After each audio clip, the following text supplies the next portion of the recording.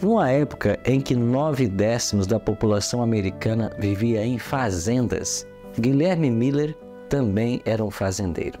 Mas não era um fazendeiro comum. Quando criança, após a família ter se recolhido para dormir à noitinha, ele se punha a ler livros com a ajuda de lamparinas.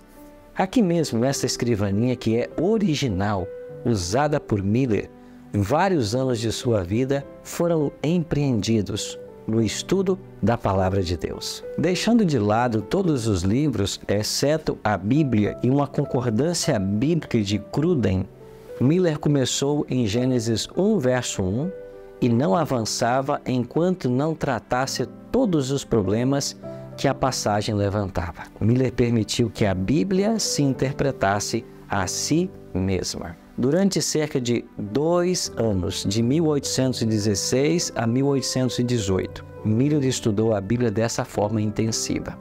Finalmente, Miller chegou a Daniel 8,14. O texto diz: até 2.300 tardes e manhãs, o santuário será purificado. Após um exaustivo estudo desse texto, tomando como base o princípio dia-ano, Miller chegou à conclusão de que Jesus voltaria aproximadamente em 25 anos. A partir daquela data, ou seja, Jesus voltaria em 1843. Seu coração se encheu de alegria, porém Miller receava apresentar sua conclusão. O pensamento comum em seus dias de que Cristo viria após um período de 1000 anos. Isso não fazia lógica para Miller.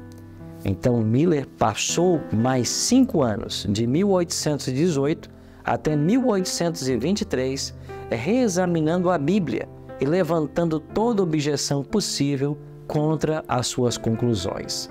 Como resultado, tornou-se mais seguro do que nunca de que Cristo voltaria em torno de 1843. Assim, começou a falar abertamente de suas crenças para os seus vizinhos. Miller continuou por 9 anos o intenso estudo das Escrituras. Finalmente, em 1831, no mês de agosto, Miller fez um solene pacto com Deus.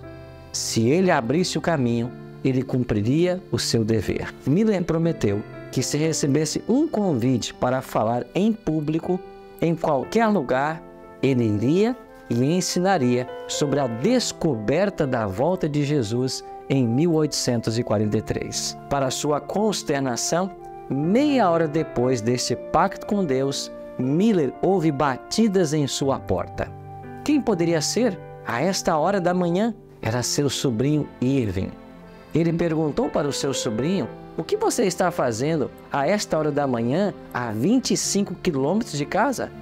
Seu sobrinho explicou que o pastor não estaria na igreja no próximo domingo e que o seu pai havia pedido que ele viesse até a casa de Miller, seu tio, e o convidasse para pregar sobre as coisas que ele estava estudando. Miller ficou bravo e, com o pacto que ele mesmo fizera com Deus, arrasado, saiu de sua casa aqui pisando firme em direção a um bosque vizinho para lutar com o Senhor em oração.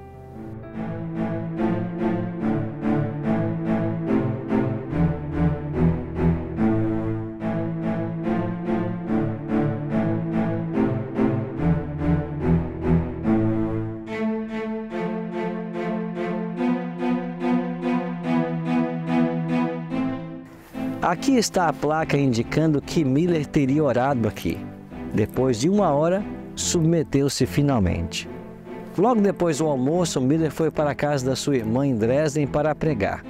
Para deixá-lo à vontade, a reunião foi realizada na cozinha e Miller sentou-se numa grande poltrona.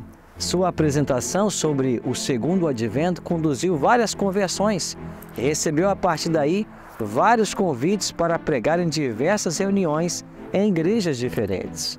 O grande movimento, o grande despertamento do segundo advento na América havia começado. Aqui está escrito que aqui entrou um fazendeiro e levantou-se um grande pregador.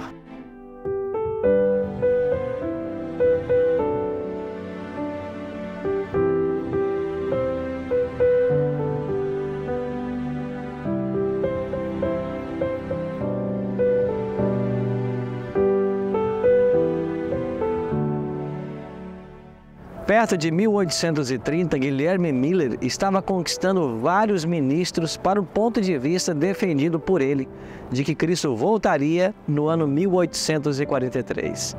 O mais importante desses ministros convertidos foi Josué Hymes, da Conexão Cristã. Josué Hymes era pastor aqui na Capela Chardon Street, em Boston. E em novembro de 1839, o pastor Hymes enviou um convite para Miller realizar uma série de conferências aqui em sua igreja. Miller veio. Sua pregação sobre o segundo advento transformou Josué Hymes no principal propagador desta mensagem. Cristo voltará em 1843. Josué Hymes perguntou a Miller por que não havia pregado esta mensagem em grandes cidades. Miller respondeu que só iria aonde ele fosse convidado. Então Hymes tomou a iniciativa de abrir o caminho para a pregação de Miller. E isso aconteceu em várias cidades. Hymes fez tudo o que pôde para que a pregação do segundo advento, em 1843, alcançasse o mundo e não apenas a América do Norte. Nesse processo, talvez a coisa mais importante foi o uso da página impressa. Josué Hymes começou a publicar um periódico chamado Signs of the Times, Sinais dos Tempos, cujo objetivo era levar ao mundo a mensagem do Advento. Em 1842, ele deu início a um outro periódico chamado The Midnight Cry, o Clamor da Meia-Noite, num esforço para despertar a cidade de Nova York para a proximidade da volta de Jesus. Josué Hymes imprimia 10.000 exemplares todos os dias desse periódico. Vendia por meio de meninos jornaleiros nas ruas ou então os distribuía gratuitamente. Além dos periódicos, folhetos, brochuras, livros, várias reuniões campais adventistas foram realizadas para preparar o povo para a volta de Jesus. Josué Hymes foi o primeiro a usar uma tenda. Ele chegou a preparar uma tenda com capacidade para 4.000 pessoas. A tenda millerita, como ficou conhecida, foi a maior da sua espécie nos Estados Unidos até aquela época. É necessário dizer que o ano do fim do mundo de Miller passou e Jesus não voltou. Foi assim que os milleritas sofreram, em 1843, o primeiro desapontamento. Mas algo estava para mudar. Uma nova luz chegaria para esses desapontados.